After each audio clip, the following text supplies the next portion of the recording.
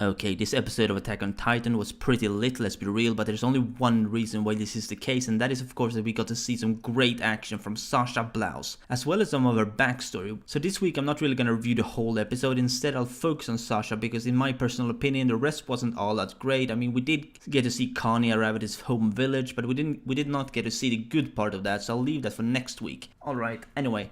Let's get straight into the topic that is Sasha Blouse. So we of course get a flashback of Sasha where we see her and her father back in their home village, and already then, which was like 3 years before the present, she was crazy about food, and we see her going all caveman on a piece of meat or something. Quite the scene to say the least. Sasha... It's disgusting, you're like an animal.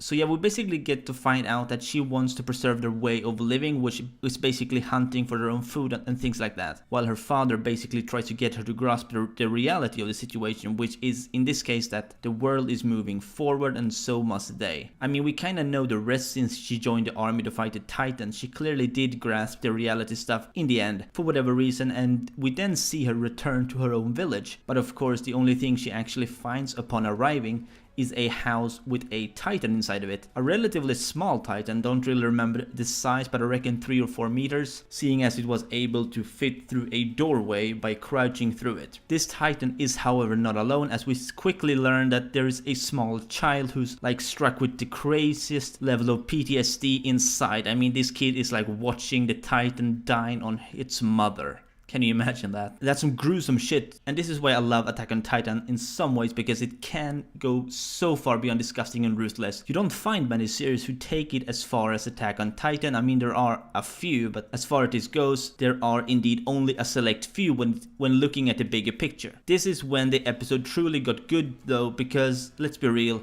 Sasha takes a fucking hatchet and tries to slash the nape off of the Titan, and she doesn't even succeed, because somehow, I don't really know how to be honest, but the hatchet flies into the wall like some weird telekinesis shit. That's when Sasha takes the child and starts to leg it. The Titan naturally decides to follow them. I mean, it wouldn't be very fun if it didn't, would it? And from this point things start to get real hectic, because even when they attempt to mount Sasha's horse, the horse just fucks off. So they actually have to get away from this Titan by foot. Fortunately, it's not like an abnormal or anything, so it's pretty fucking slow, but even so, they're obviously terrified of it, so they just keep running and even make it across the halfway lowered bridge that Sasha passed by on the way there. After some time, however, Sasha goes all badass and asks the kid to keep running as she takes a bow and a bunch of arrows and begins to challenge this Titan one-on-one. I mean, trust me, not even Eren would do something crazy like this. Sasha is so fucking hardcore. She takes on Titans without her mobility gear or anything. All she needs are hatchets, bows and arrows. I mean, she even managed to bring it to a halt by blinding it, but the way she does it is what makes her even more crazy. After hitting one eye of the Titan normally with an arrow, well, while she's on her last arrow, she just ditches the bow and grabs the arrow and just charges at the Titans like some fucking barbarian shit, and drives that arrow right through his final eye. And fuck me, that was the greatest Sasha moment ever. Probably the best Sasha moment we'll ever have to see as well, unfortunately. Then of course, after getting away, she finds her dad, who apparently found a kid that Sasha sent away, so it all worked out in the end.